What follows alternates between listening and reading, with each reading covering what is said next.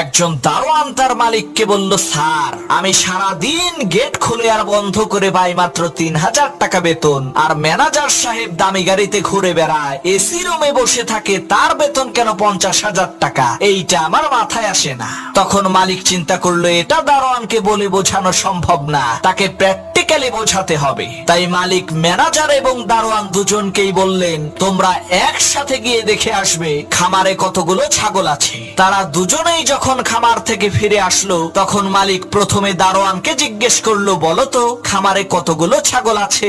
দারোয়ান বলল, স্যার, খামারে 25টি ছাগল আছে। তখন মালিক বলল, বলো তো দেখি কয়টা সাদা আর কয়টা কালা? দারোয়ান বলল, স্যার, তা তো জানি না। তখন মালিক ম্যানেজারকে বলল, ম্যানেজার, তুমি বলো তো।